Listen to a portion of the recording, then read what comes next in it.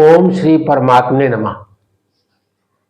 मेरे चैनल धरोहर में आपका स्वागत है।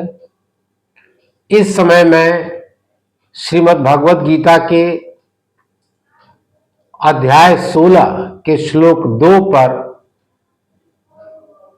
जो दैवी संपदाओं का उल्लेख किया गया है उस पर वीडियो बना रहा हूं। पीछे कुछ एक दैवी संपदाओं पर वीडियोस बना चुका हूं।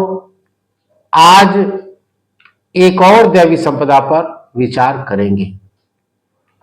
पहले श्लोक को समझते हैं, फिर उस पर जो है विचार करेंगे।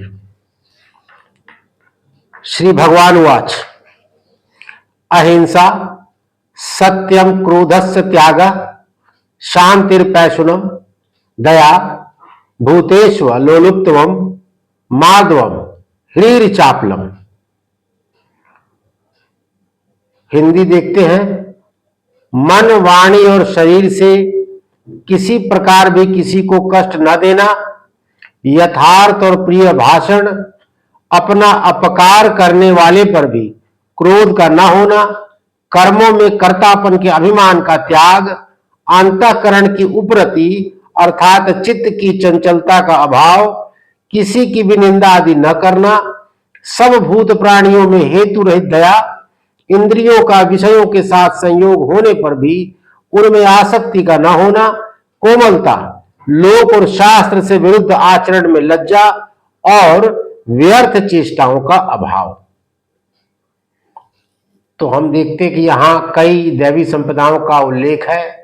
आज जिस पर विचार करेंगे वह है जिस शब्द को कहा गया है यहां पर अलोलुप्त्व, अर्थात इंद्रियों का विषयों के साथ संयोग होने पर भी उनमें आसक्ति का न होना।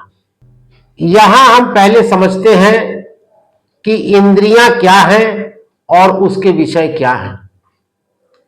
इंद्रियां हमारे शरीर के वो अंग हैं जो हमें बाहर की दुनिया से जोड़ते हैं। यहां पर हम लोग ज्ञानेंद्रियों की बात कर रहे हैं और ऐसे ज्ञानेंद्रियां संख्या में 5 हैं। वो 5 ज्ञानेंद्रियां क्या हैं? वो हैं आंख, नाक, कान, जीभ और त्वचा। और इनके विषय क्या हैं? आंख का विषय है रूप, कान का विषय है शब्द, नाक का विषय है गंध, जीभ का विषय है स्वाद और त्वचा का विषय है स्पर्श। इन इंद्रियों के द्वारा हम दुनिया को समझते हैं। अब यहां कह रहे हैं कि इंद्रियों का विषयों के साथ संयोग होने पर भी उनमें आसक्ति का न होना एक दैवी संपदा है। इसके लिए जो शब्द उपयोग किया गया है वह है अलोलुप्त्व। अलोलुप्त्व क्या है, इस विषय में थोड़ा पुस्तक को देखते हैं। अलोलुप्त्व के विषय में कहते हैं इंद्रिय और विषयों का संयोग होने पर उनमें आसक्ति होना तथा दूसरों के विषय भोग करते देखकर उन विषयों की प्राप्ति के लिए मन का लालच उठ पड़ना लोलुपता है और इसके सर्वथा अभाव का नाम अलोलुप्त्व है। अर्थात लोलुपता का जो अभाव है वो अलोलुप्त्व है, जो शब्द यहां पर प्रयोग किया गया है। अब प्रश्न उठता है कि इंद्रियों का विषयों के साथ संयोग होने पर उनमें आसक्ति किस प्रकार जन्म लेती है।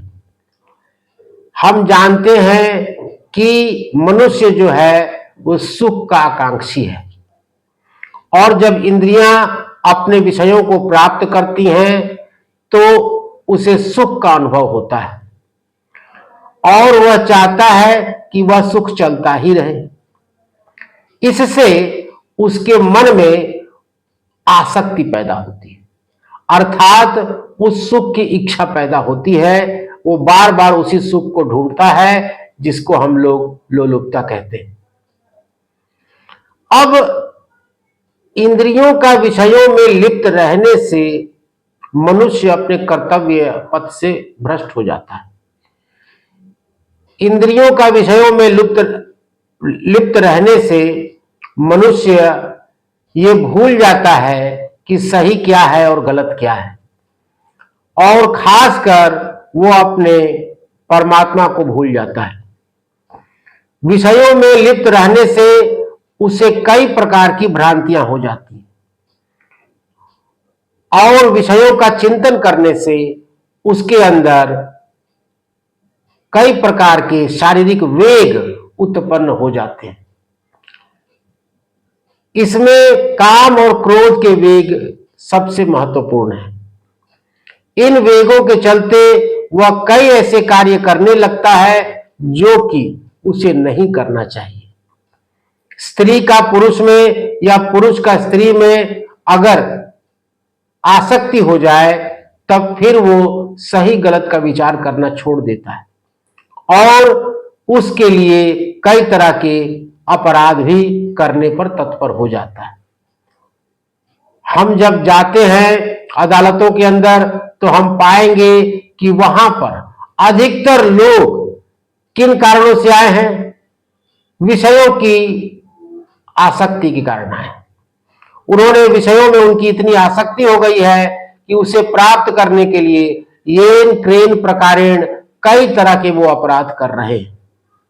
चाहे वो अन्यायपूर्वक धन संग्रह करने की चेष्टा कर रहे हो, चाहे किसी तरह का जो है वो स्त्री और पुरुष को प्राप्त करने के लिए तरह तरह के आपराधिक कार्य कर रहे हो, या कई तरह के गैर सामाजिक कार्य कर रहे हो, और इस कारण से वो कई तरह की मुसीबतों में पड़ते हैं।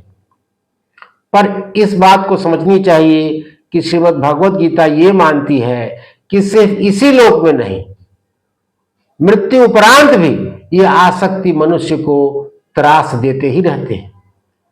मनुष्य को ईश्वर दंड नहीं देता, परंतु उसकी आसक्ति, उसके तीव्र वेग जो उसके अंदर उत्पन्न हो रहे हैं वही दंड देते हैं।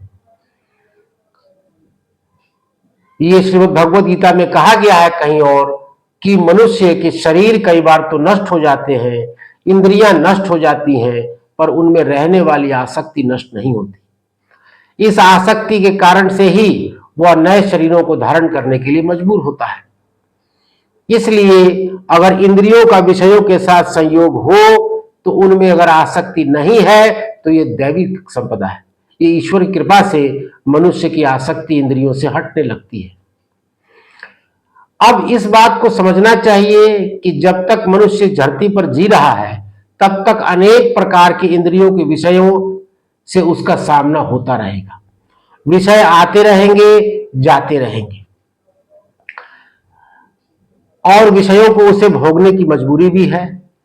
उसे भोजन भी करना है, उसे शब्द भी सुनने हैं, उसे स्पर्श भी महसूस करना है। तो इस पर कोई पाबंदी रोक नहीं है कि इंद्रियों के विषयों का वो अनुभव करे, परंतु इंद्रियों के विषयों का अनुभव करके वह तत्काल ही उससे बाहर आ जाए, उसमें उसकी आसक्ति ना हो। आसमान में बादल आते हैं और जाते हैं, परंतु आसमान अपनी जगह अविचल रहता है। उसी प्रकार मनुष्य जो है, वो जो उसका साक्षी बना है, वो जो उसको देखने की कला दी गई है ईश्वर के द्वारा, तो वह विषयों को आते हुए देखे और विषयों को जाते हुए देखे। अगर उसे सुख प्राप्त हो रहा है तो वो सुख को भोगे, और दुख प्राप्त हो रहा है तो दुख को भोगे, परंतु सुख और दुख से सर्वथा अलिप्त रहे। अर्थात वह यह समझे कि उसके शरीर के लिए उसकी परिस्थितियां जैसे हैं उसके हिसाब से उसको सुख और दुख मिल रहा है। ईश्वर ने जो विधान किया है उसके हिसाब से उसको सुख और दुख मिल रहा है। जो भी मिल रहा है उसको वो खुशी खुशी स्वीकार करे और अपना साक्षीपना ना छोड़े। वो उसको देखने का कार्य करता रहे कि चीजें आ रही हैं, चीजें जा रही हैं। जब आ रही हैं तो उसे रोके नहीं, और जब जा रही हैं तब उसके पीछे भागे नहीं। जब आ रही हैं तो उसको बुलाने के लिए तत्पर ना हो जाए, और जब जा रही हैं तो उसे रोकने के लिए तत्पर ना हो जाए। इस प्रकार से वह इंद्रियों और विषयों के बीच में रमण करता हुआ भी इंद्रियों के विषयों में आसक्त नहीं होता। और जब वो अनासक्त हो जाता है, जब वो इंद्रियों के विषयों से निर्लेप हो जाता है, तब अनायास ही उसका मन परमात्मा की तरफ मुड़ने लगता है। वह परमात्मा भी इस पृथ्वी और इन संपूर्ण लोकों को बनाकर उससे निर्लेप ही है, उनमें उसकी कोई आसक्ति नहीं है। उसी प्रकार से जब मनुष्य अपने परमात्मा की तरह विषयों में और इंद्रियों के विषयों में निर्लेप रहना सीख जाता है, तो धीरे धीरे उसका ध्यान अपने ईश्वर की तरफ मुड़ने लगता है, क्योंकि ईश्वर के पास, ईश्वर की तरफ वही जाता है जिसमें ईश्वरीय गुण उत्पन्न होने लगते हैं। मुझे उम्मीद है आपने इस विषय को किसी हद तक समझा होगा। कोई प्रश्न हो तो कमेंट बॉक्स में कमेंट करेंगे। धन्यवाद।